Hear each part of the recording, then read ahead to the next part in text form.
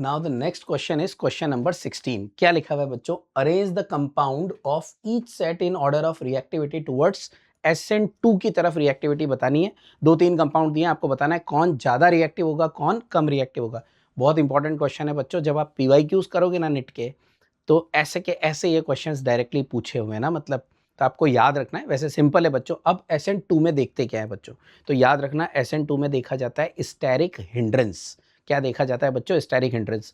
जिसमें steric hindrance कम होगा वो ज्यादा रिएक्टिव होगा, जिसमें स्टेरिक हिंड्रेंस ज्यादा होगा वो कम रिएक्टिव होगा। क्लियर?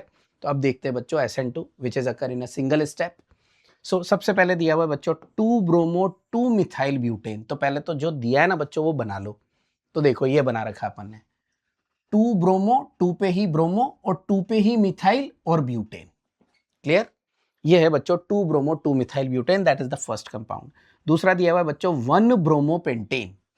तो ये पूरा पेंटेन और इसके फर्स्ट पोजीशन पे क्या लगा दिया बच्चों अपन ने? ब्रोमीन। 1 2 3 4 5। तो ये हो गया 1 ब्रोमो पेंटेन। क्लियर? फिर दिया हुआ है बच्चों 2 ब्रोमो पेंटेन। ये आपका आ गया 2 ब्रोमोपेंटेन। अब करना क्या है इसके अंदर बच्चों? जिस कार्बन से ब्रोमीन जुड़ा है ना, वो देखना है कि वो प्राइमरी है, सेकेंडरी है या टर्शरी है। Now have a look. So इसके अंदर ब्रोमीन जुड़ा हुआ है इस कार्बन से। Now this carbon is attached only to 1 carbon, मतलब ये कैसा हो गया बच्चों? Primary. Now in this case ये जो आपका ब्रोमीन है ये जिस कार्बन से अटैच्ड है, now that is attached with 2 carbon, मतलब ये कैसा हो गया बच्चों? Secondary carbon.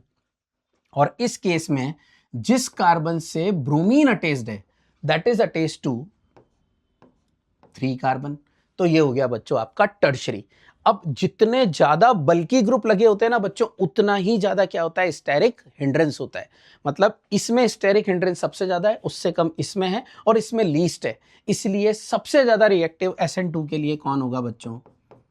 Primary. So primary is greater than secondary is greater than tertiary. SN2 की बात कर रहे हैं तो देखो साफ क्या लिखा हुआ है बच्चों? At SN2 reaction involves the approaching of nucleophile to the carbon atom to which living group is attached. Clear? nucleophile आएगा और living group को हटाने की कोशिश करेगा। When the nucleophile is sterically hindered, अगर न्यूक्लियोफाइल स्टेरिकली हिंडर्ड होगा तो बच्चों उस कार्बन के ऊपर अटैक ही नहीं कर पाएगा। Then the reactivity towards the SN2 displacement decreases. क्या याद रखना है बच्चों? Steric hindrance. डायरेक्ट याद रख लेना SN2 मतलब सबसे पहले क्या देखना है बच्चों? Steric hindrance. Due to the presence of substituent hindrance to the approaching nucleophile increases in the following order. और इसलिए ऑर्डर क्या होगा बच्चों?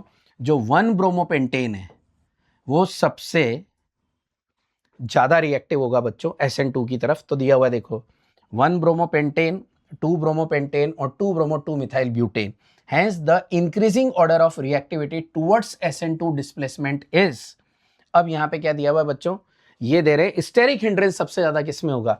तो टर्शरी के अंदर steric hindrance is more in comparison to secondary, is more in comparison to primary. सबसे ज्यादा स्टेरिक हिंड्रेंस किसमें होगा? टर्शरी में। इसलिए the increasing order of reactivity towards SN2 reaction is जो आपका प्राइमरी है that is more reactive than secondary is more reactive than tertiary। Clear? Steric hindrance किसमें सबसे ज्यादा है? टर्शरी में। इसलिए रिएक्टिविटी किसकी ज्यादा है बच्चों? प्राइमरी की ज्यादा है। क्लियर? तो ये है बच्चों आपका इसका पहला वाला पार्ट। नाउ सेकंड दिया हुआ है बच्चों। अब कंपाउंड दिया है आपको।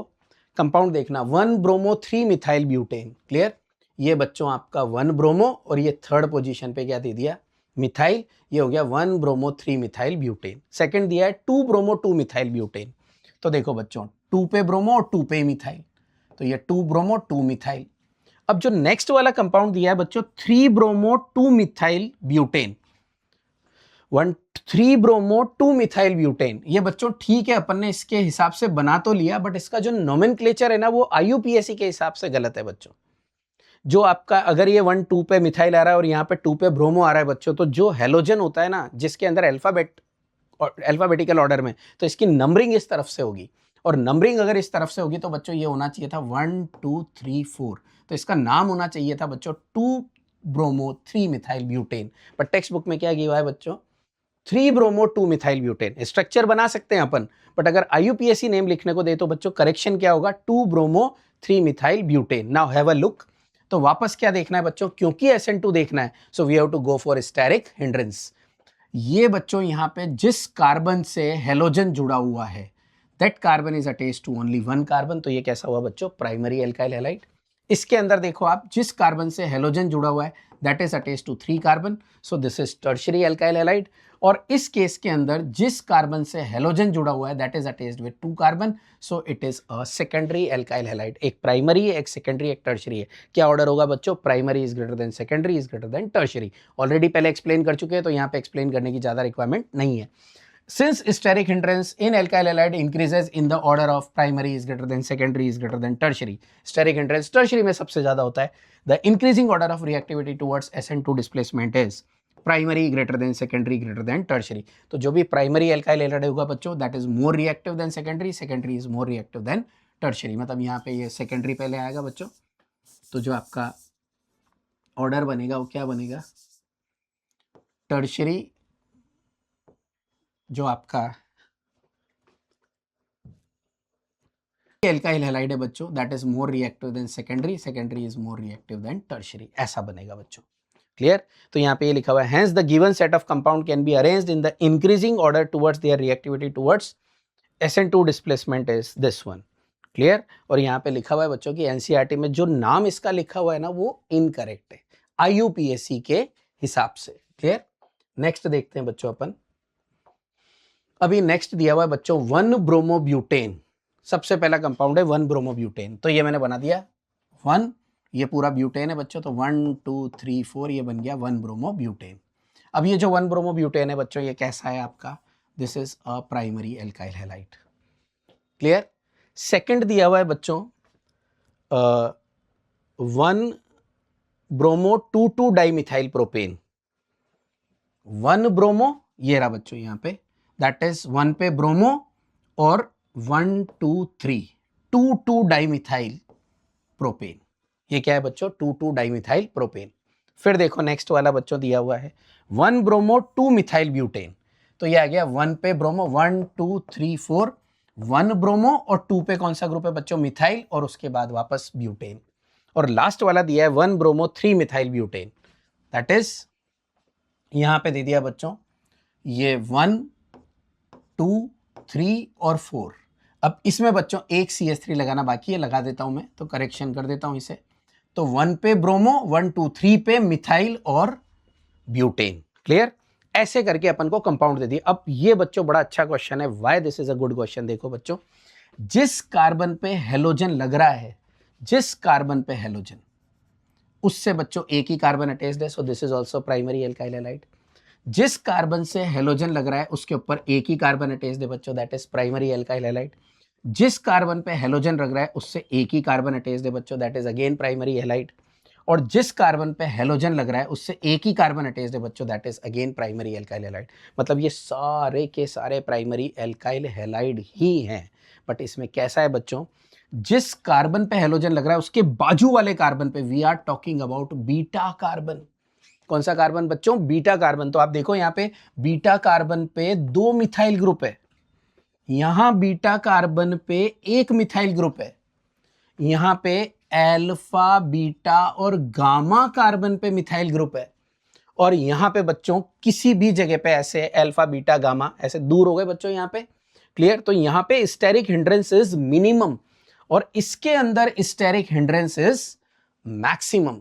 तो अगर बच्चों अपन ऑर्डर देखने जाएं तो ये वाला जो होगा ये लीस्ट रिएक्टिव होगा, उससे कम उससे ज्यादा रिएक्टिव कौन होगा बच्चों, ये आपका इससे ज्यादा रिएक्टिव होगा, फिर उससे ज्यादा रिएक्टिव ये होगा, और सबसे ज्यादा रिएक्टिव बच्चों ये होगा। तो आप देखो what will be the order, so just have a look.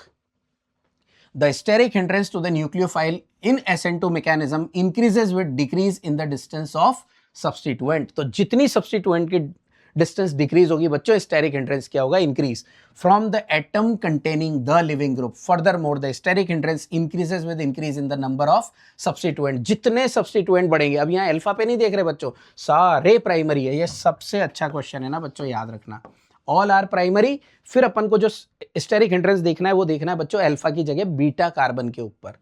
Clear? Therefore, the increasing order of the steric hindrance in given compound is, अब steric hindrance सबसे ज्यादा किसके अंदर होगा। तो देखो बच्चों, अगर मैं नाम बोलूँ तो यहाँ पे जो अपन ने पुराने लिखे हैं, क्लियर, टेक्स्ट बुक के हिसाब से अपन बात करते हैं, इसके अंदर स्टेरिक हिंड्रेंस सबसे ज़्यादा होना चाहिए। ये कौन सा हुआ? 1 ब्रोमो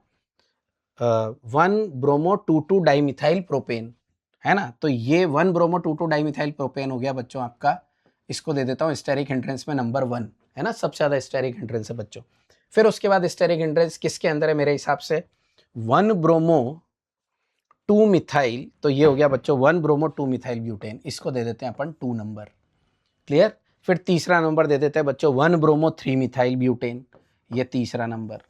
और जो 1 ब्रोमो ब्यूटेन है बच्चों, उसको दे देते हैं अपन 4th नंबर। ये स्टेरिक हिंड्रेंस सबसे ज्यादा किसमें होगा? Now just have a look, अब देखो आंसर कैसा होगा बच्चों, क्लियर। तो अपने हिसाब से स्टेरिक हिंड्रेंस सबसे ज्यादा किसमें? देखो मैंने क्या बोला बच्चों, इसके अंदर सबसे ज्यादा स्टेरिक हिंड्रेंस किसके अंदर था?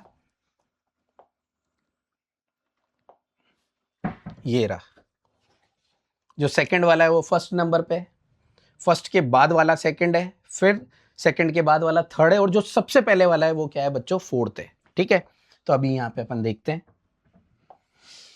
जो अभी अपन ने यहाँ पे लिखा बच्चों, ये जो सबसे पहले वाला है ये 4th नंबर पे था, ये जो जिस पे मैंने स्टार लगाया ये फर्स्ट नंबर पे था, उसके बाद वाला सेकंड नंबर पे था, और उसके बाद वाला किस पे था बच्चों? 3rd नंबर पे। Now just have a look, इसको देखते हैं अपन। देखो सेकंड वाला जो है आपका, वो देखो बच्चों, जो आपका फर्स्ट, मतलब ये जो सेकंड वाला था वो सबसे पहले नंबर पे 1 ब्रोमो, ये लिखा हुआ बच्चों 1 ब्रोमो 2,2 डाइमिथाइल प्रोपेन, इसका स्टेरिक हिंड्रेंस सबसे ज्यादा। फिर उसके बाद देखो बच्चों सेकंड वाला जो दे रखा है अपन को 1 ब्रोमो 2 मिथाइल ब्यूटेन, तो उसके बाद जो है 1 ब्रोमो 2 मिथाइल ब्यूटेन। फिर तीसरे नंबर पे कौन है बच्चों? 1 ब्रोमो 3 मिथाइल ब्यूटेन, ये रहा 1 ब्रोमो 3 मिथाइल ब्यूटेन। और सबसे कम स्टेरिक हिंड्रेंस किसका है बच्चों? 1 ब्रोमो ब्यूटेन। तो बस इसका जो ऑपोजिट ऑर्डर है बच्चों, वो किसका ऑर्डर हो जाएगा? Reactivity of SN2। तो बहुत अच्छा क्वेश्चन है बच्चों, स्टार लगा के याद रख लेना, कोई से भी कॉम्पिटिटिव एग्जाम में आ सकता है और आ गया होगा। Hence the increasing order of reactivity of given compound for SN2 displacement is इसका उल्टा। तो बच्चों जो 1 ब्रोमोब्यूटेन है that is the most reactive, उसके बाद 1 ब्रोमो 3 मिथाइल ब्यूटेन उससे कम रिएक्टिव, फिर उसके बाद 1 ब्रोमो 2 मिथाइल ब्यूटेन उससे भी कम reactive, and the least reactive is 1 bromo 2,2 dimethyl propane, clear. तो ये बच्चों बहुत अच्छा क्वेश्चन था, सारे एग्जाम्पल आपको याद रख लेना है, और इसके अंदर बच्चों स्ट्रक्चर जरूर ड्रॉ करना। जब भी आप रिएक्टिविटी देखो स्ट्रक्चर ड्रॉ करना, क्योंकि बोर्ड के अंदर बच्चों ऐसे डायरेक्ट आंसर नहीं लिख देना है, आप स्ट्रक्चर ड्रॉ करना और उसके बाद देखना, क्लियर। और बच्चों अगर आपको ये क्वेश्चंस अच्छे लग रहे हैं और इसमें से अगर आपको कहीं पे भी कोई भी डिफिकल्टी आती है, just write down in chat box just below the video. तो बिलो के वीडियो के नीचे जो भी बच्चों आपको लिखने का दिया जाता है, चैट बॉक्स होता है, उसके अंदर आप लिख के बताओ कि सर ये पर्टिकुलर टॉपिक है, इसके अंदर आप और वीडियो बनाओ बच्चों, क्लियर। तो मैं आपको वीडियो बना के दूंगा। Thank you.